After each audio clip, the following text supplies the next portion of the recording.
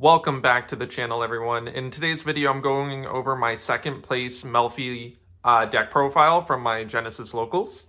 So I want to kind of go over the cards that I'm playing, why I'm playing them, and as well as some of the combo lines that this deck has available to it. So starting off with the main engine of the deck, here we have, I'm going to start off with kind of the reasons to play this deck over like any other deck, or like why am I choosing to play Melffy. So the first reason is this card right here, Melffy Footsteps.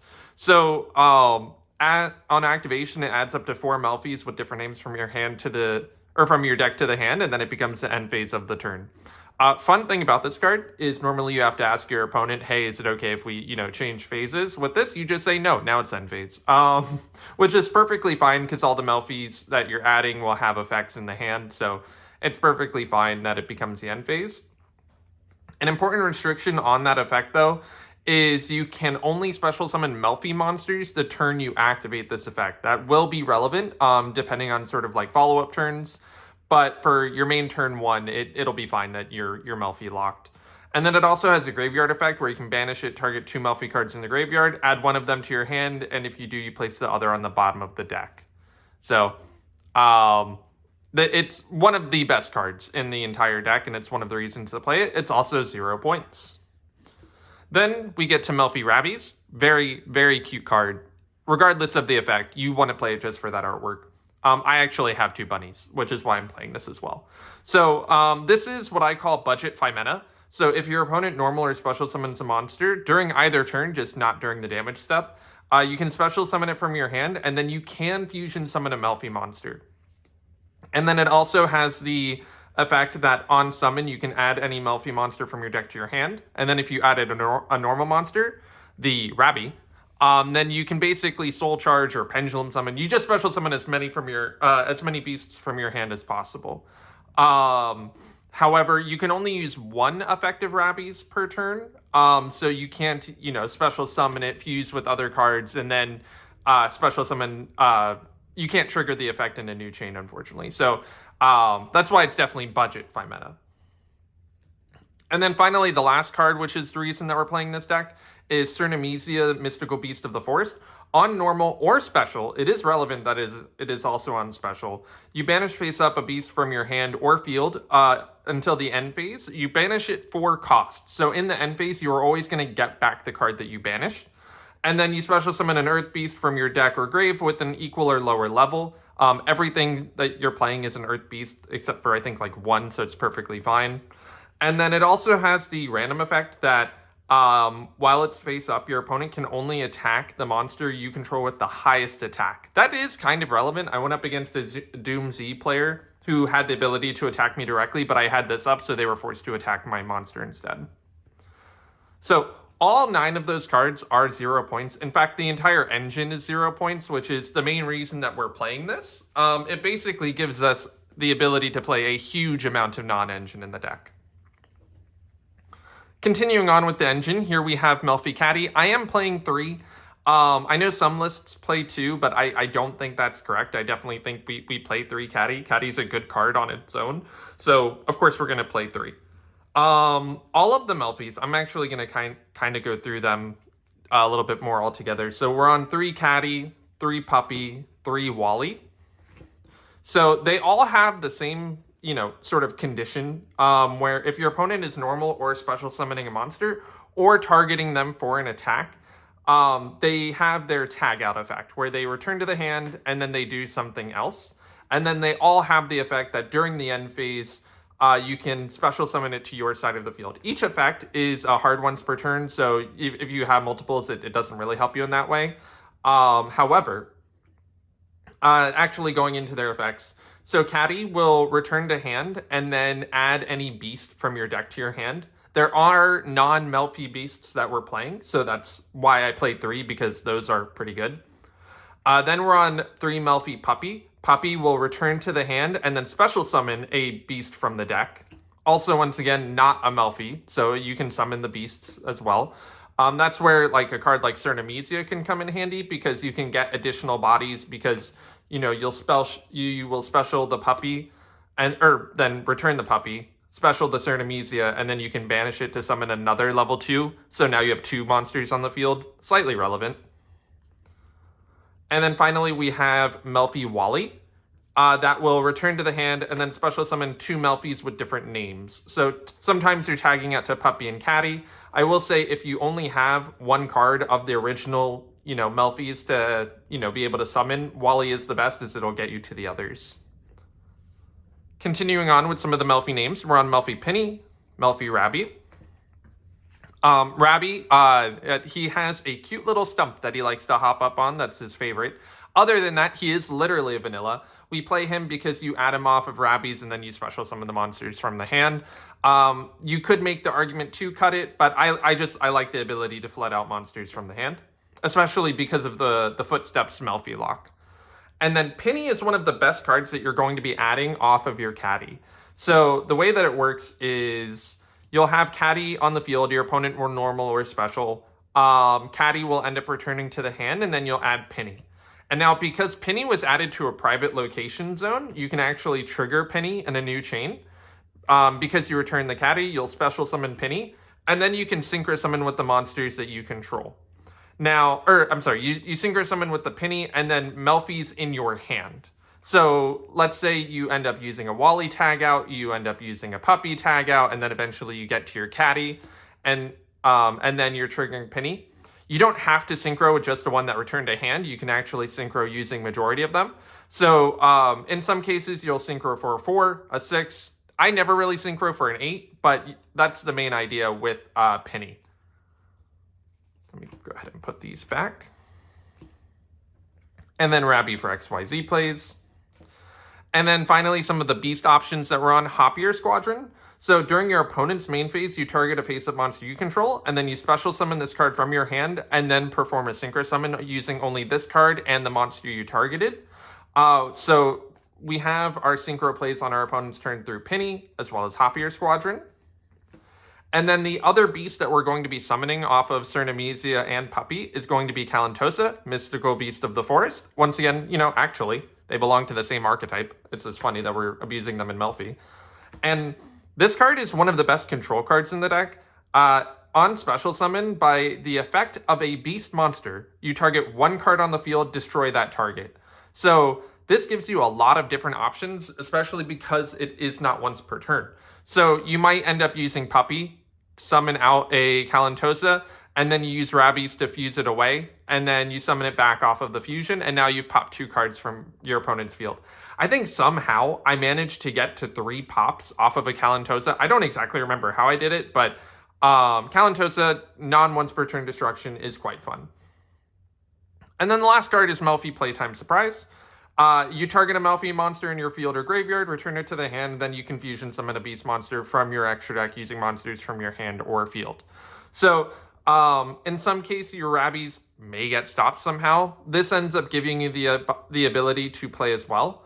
The other thing that I kind of want to point out about this deck is you do summon a lot of monsters to the field, and so that does make you kind of weak to mass removal. I like having cards like Rabbies in hand, Penny in hand, Playtime Surprise set, so I have the ability to play through mass removal.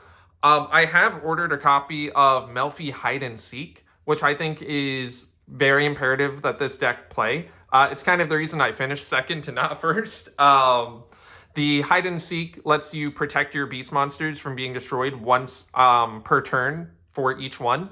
And so that basically guarantees you survive at least 1 form of mass removal.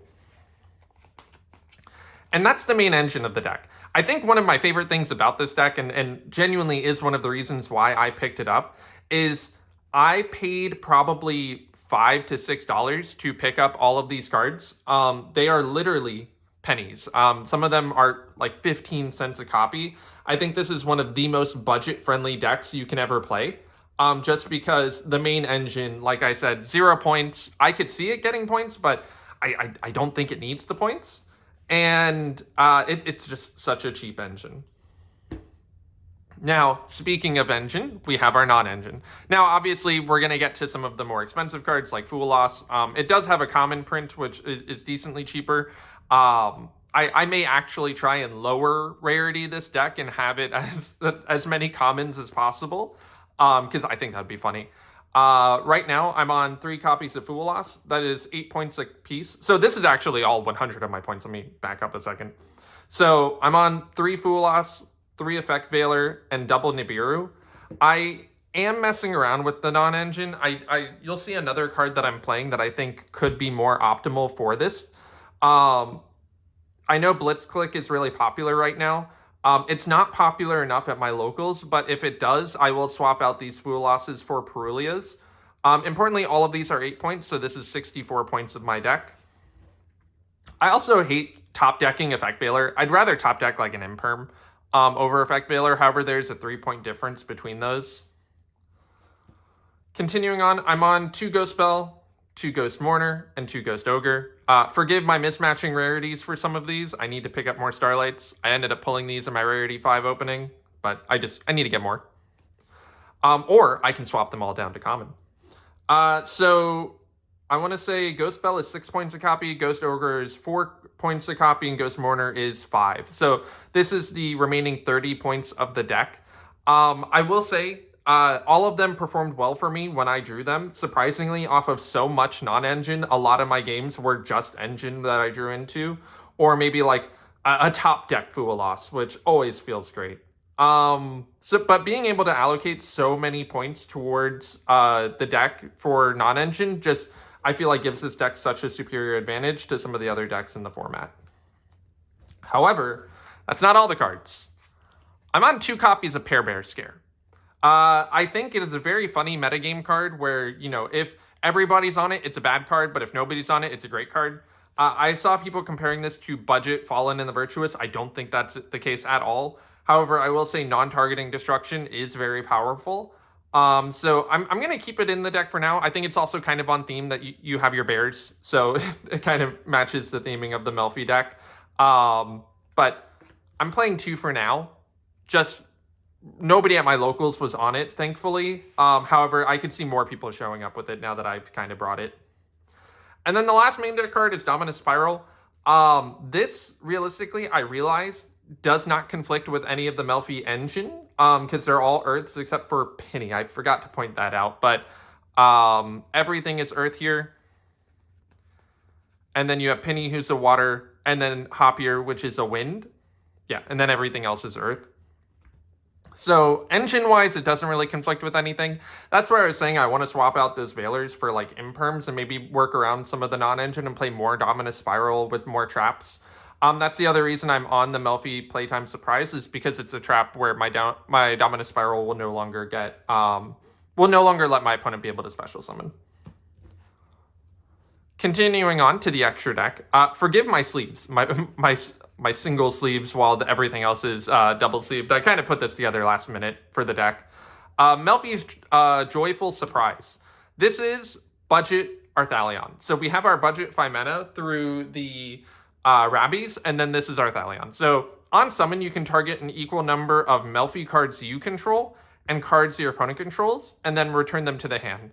In a way that this is better than Arthalion, you can target cards. It does not have to be strictly monsters. However, it does need to still be cards on the field. So in that way, it's not as good, but sometimes as good as Arthalion. And then it also has a secondary effect where if your opponent summons or targets it for an attack, you can target a beast, reduce the level of this, target a beast in your grave, and then reduce the level of this card's level by exactly 2, and then summon that back out. So that's where you're getting another like Kalantosa pop as an example. Then we're on 1 Mommy and 2 God Mommy. I'm not 100% certain on this, which may sound insane. However, your rank up for Mommy into God Mommy is pretty well telegraphed normally when you summon it. It's also pretty hard to get all 5 materials, in my opinion, like from actual games of playing, where you could even like interact with their full field. And it's also an ignition effect and not even a quick effect. So I'm really not a fan of them. It's nice the on summon being able to add the footsteps, but most of the time in order to get to the requisite materials, you're either having to use the Rabbies or the Cernemisia, and it's just, it's nice, but it's just not always consistent enough to get to. More often than not, I'm interrupting my opponent with my Fusion and my Synchro plays rather than the XYZs. I'm on 1 Joyous Melffys. I don't think I summoned it once. I could be playing this deck wrong, but I did not even summon it. One Melffy of the Forest. This is kind of my preferred rank 2 to go into, just because it adds any Melffy card from my deck to my hand, not just a spell or trap like Godmommy. But overall, it definitely came in handy. And then one Dragon Gate for helping with clearing, annoying boss monsters that are pretty strong. Normally you can get this up to 2100, reduce their monsters by 1000, and it's hard for most boards to have something that can beat that. So that's normally how I'm going for, outing annoying monsters. But typically I'm just trying to prevent my opponent from even doing that. And so we get into our synchro plays. So Merry Melffy's on summon lets you target a monster on the field, return it to the hand. It does not have to be your opponent's face-up monster. It could be yours, but more often than not, you are using your opponent's. And then it has that same condition of your opponent summoning or declaring an attack against this. You can return this to the extra deck and special summon an XYZ monster. This is where I normally, end up using the Godmommy, is because then, on summon, this is getting me to my footsteps on my opponent's turn. We're on Silver. Oh, I should kind of backtrack sort of as far as the rest of the synchro plays. So I already showed how Penny is getting you into a synchro, but then you have Hopbeard, who lets you turn your level 4 monsters into your level 6 plays. So my two options that I went for were Desert Locusts for hand rips and Silvera for a Book of Moon.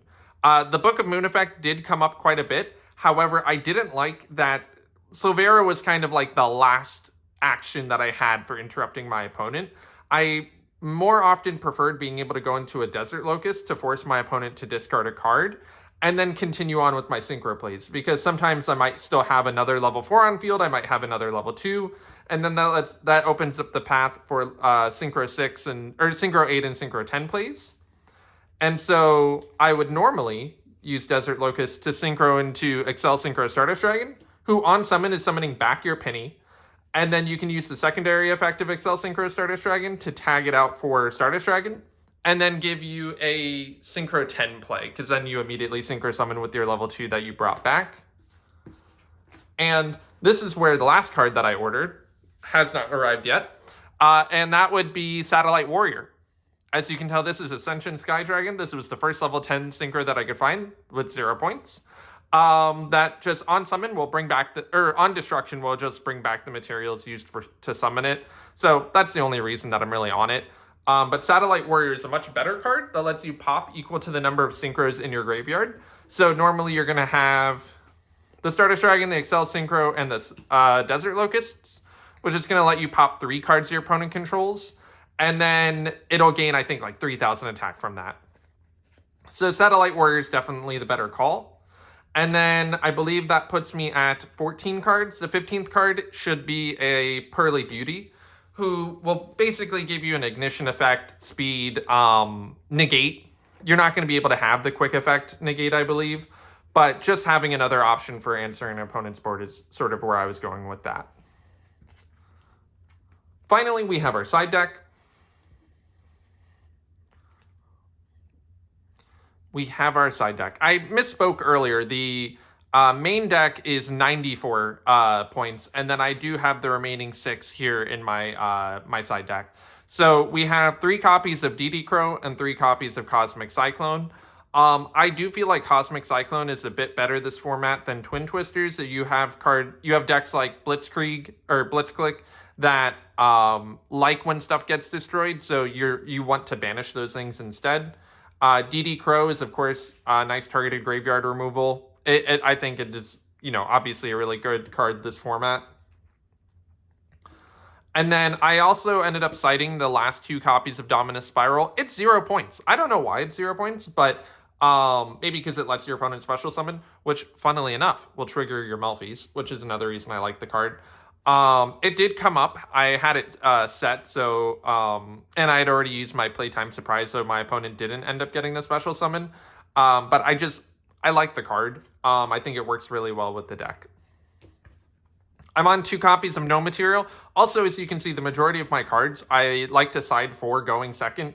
In my opinion, your deck should be able to win going first because obviously you're winning that die roll. Obviously, pre-side versus post-side, there's different options, but my main idea was siding for going second. I'm on 2 copies of No Material. It should be third. I couldn't find my third copy. I think it's a very underrated 0-point card.